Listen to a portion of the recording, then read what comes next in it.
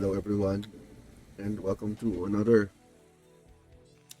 StarCraft Brood War cast between Pinoy players, Pinoy casual players to be exact, no?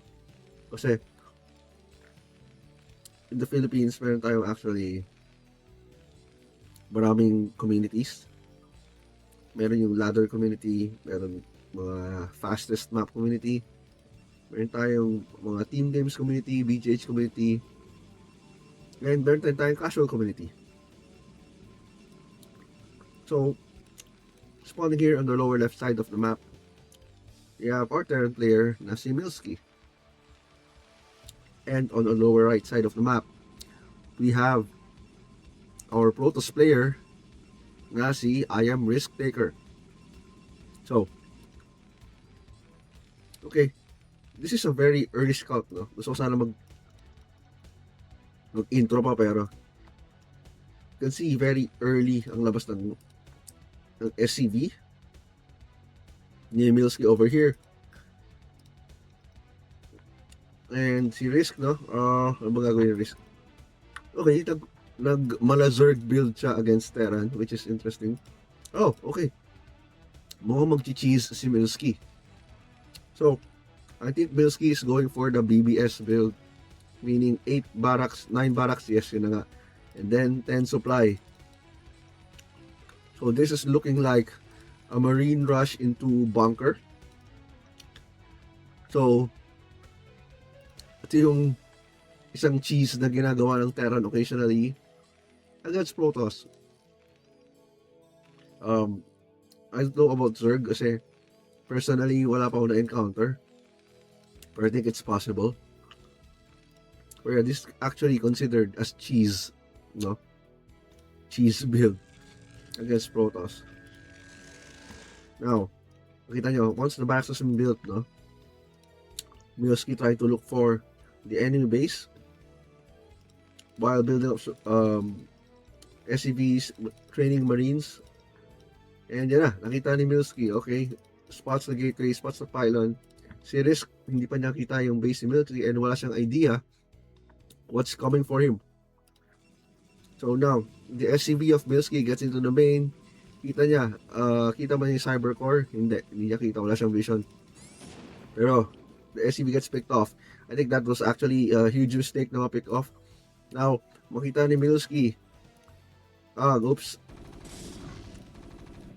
Gateway and pylon. And now, Marines and SCVs are now dealing with the Zealot, pero hindi na micro ng maigi ni Milski and lost Marines easily just like that. So, we have an SCV here. I think Milski should send more SCVs kung gusto niya ituloy ito. Now, here's a Zealot and Probe trying to defend. Now, another Zealot pops up as the first one gets taken down. Oh, grabe. Now, I think Risk needs to pull more probes to stop this. You start adding more cannons. Or, even gagawa na ng cannon or something. I don't know. So now, Milski is making a bunker and Risk has to stop this if gusto niya ma-save tong gateway kasi currently, ito lang gateway lang kanyang nag-iisang production. So, more and more Marines are start pouring in. Kaya lang, Risk is doing an amazing job of killing Marines. Kaya lang, problema dito na establish na yung bunker. So, how's Risk gonna respond? No. I think Risk is going for a DT to counter. Kasi tignan natin current setup ni Milski. So, wala pa siyang preparation. Risk Taker is seeing the base ni Milski na wala pang engineering or academy. So, I believe this is going to be a DT follow-up from Risk. So now, there's the set over here trying to hold off the ramp, no? Kaso padami ang Marines. As you can see, itong barracks umiilaw, ito isa hindi, no? Milski is just pouring in more Marines. Now, bunker is being built sa main ni I Am Risk Taker. Kaso again, kulang lang sa micro, no? He could have microed the Marines better para maiwasan siya ng ganong casualties. Pero napipitas ang Marines. So good job din kay Risk for taking down those Marines. Now, offline na yung gateway na to. There's no more production as of now. Pero buti lang may forge na si I Am Risk Taker now trying to get those cannons up. But Milski is still harassing with the 3 Marines sa mga probes ni Risk.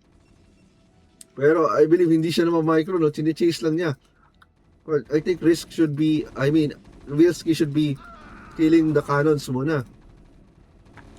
And make sure walang defense. Pero hindi, the probes are running, currently mining a stop. And kay Milski naman, itong probe pa simple, no? Hindi ko nakita kung na-kill na yung probe na to. Wala, pero ina-annoy niya si Milski. So, more and more Marines are coming in. I think Milski should just ignore this, no, and directly send the lang the Marines over here.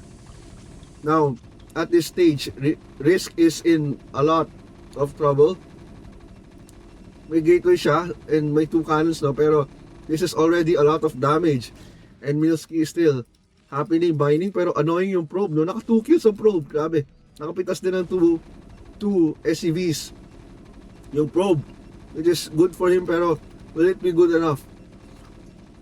Yeah, as you're seeing right now, Risk is finally producing another Zealot, pero kaya lang hindi siya maka-harvest, no? Now, the assimilator got taken down and walang mining nangyayari sa side ni Risk. Kaya na pala mag-restart ng mining, but the Marines are making sure na hindi makakuha ng gas si Milski kasi si Risk Taker. Napapalit ko na yung names nila. So where are we at, no? So Milski is trying to continuously send and gumagawa pa nga siya ng more barracks, no? And si Risk, I don't know anong game plan niya. So now I think upgraded yung range. Hindi, wala, abot lang talaga, no? Abot lang ng bunker talaga yung probes dito. Now a 3rd Drax has been added inside. Ano yung video? May nakita ko, may narinig ko sound pero nawala. But yeah, okay, there's a Dragoon. Pero problema, wala yata range to, no? Wala siyang range. But the Dragoon will just get pushed back kasi masyadong maraming Marines. And ang bawas ng Dragoon, it takes Dragoon 4 hits to kill a Marine. So now, nakikita natin, yeah, photon cannon has been built dito sa mineral line, but there's still the bunker. Meanwhile, sa side ni Milski, hindi siya nagproduce ng workers and nag-stop na rin ng marine production. At marami pa rin Marines, no? So, ano bang kailangan gawin ni Risk dito? I think Milski should start mining, you know, build more tanks and just make sure na hindi maka-farm si Risk dito. Now there's the cannon harassing the bunker, no, about the range, so that's gonna tax some resources from Milski, and the Dragoon just gets killed, no? Parang I think that was a miss micro Dragoon over there. But uy, look at this. Uy, so Risk is finally building temporary archives. I believe, no, yung gas na na-save up niya kanina is now just got used, no? And ngayon may few pros just mining. I believe Risk would be creating a DT as soon as this.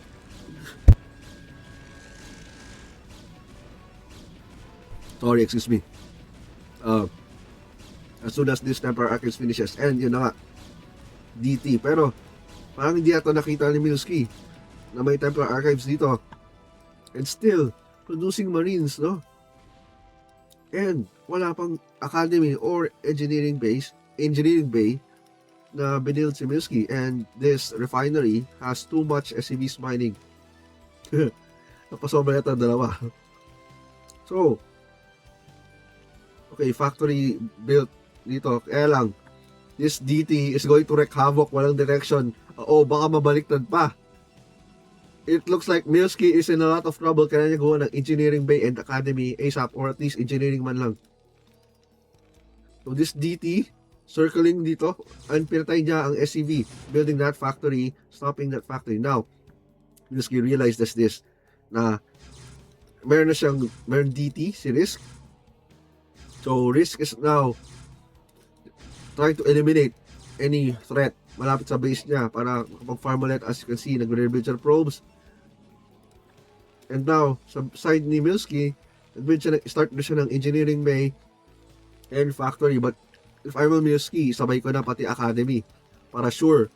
Kasi this is a DT we're talking about, and delikado na to actually. Now, Milski needs to protect this engineering bay and make sure na mabuo yung turrets ASAP. Otherwise, the DT is just gonna end the game just like that. Okay, engineering bay has been built. No, there's another DT being produced sa side ni Risk. But now the DT is in the base. Nakita niyo nagbe-build ng bunker and turret. Na-cancel yung turret na binibuild. Uh-oh. Milski needs to start another turret. Kaso, lahat ng SCVs building turrets, hinaharas ng DT niya. Pinapatay niya yung turrets and yung SCVs. So now, Milski desperately trying to get a turret up online. Kailangan ma-block ni Milski yung DT sa harass ng SCV building turret and the turret says, oh no, ang problema no, walang resource, kailangan mag-mine ulit ni Milski ng 75 minerals para build the turret. Kaso tuloy-tuloy lang ang harass ni Risk. Now, while that is happening, no, ang second DT is approaching Milski's base. Kailangan mo ng turret ASAP, no? You just need the turret and you'll be secure. Kasi si Risk has already stopped his production. Nag-produce mo na third DT. Is this a third? Yeah, this is a third DT. Risk is in full DT production and wala pa rin detection si Milski. Wala siyang pera pang build turret. I think this is GG. Bumaliktad pa nga, guys. Bumaliktad pa ang game. Just because of a single DT and hindi na-detect the Templar Archives.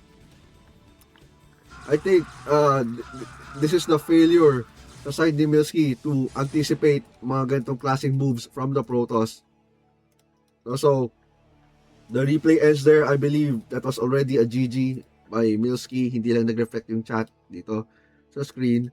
But yeah, kita nyo how powerful a DT is. Kaya, when you're gonna do kinds of rushes like this, no, you need to make sure na meron kang backup plan in case mag-counter-attack ng DT or Reaver, yung Protoss or anything. So, that was a good attempt by Milski. No, nag-send pala siya dito ng Barracks and Marine to check for any hidden bases. No, pero kaya lang, sayang, palalo sana si Milski doon. Kaya lang, hindi siya nakagawa ng anti-DT defense. So, good job for Risk for thinking very strategically on how he would handle this scenario. And naka-recover pa siya, and then he was able to harass Milski's base with a single DT, then follow up with more DTs, and then he just won the game right there. So, congrats to I Am Risk Taker for playing it smart, and kay Milski, sayang, panalo sana, pero that was really a really good cheese attempt, no? Kaya lang sayang, wala lang detection. But yeah, guys, so thank you for watching this cast. If you enjoy it, let me know, and maybe we can have more casts in the future. So yeah, thanks for watching and see you around.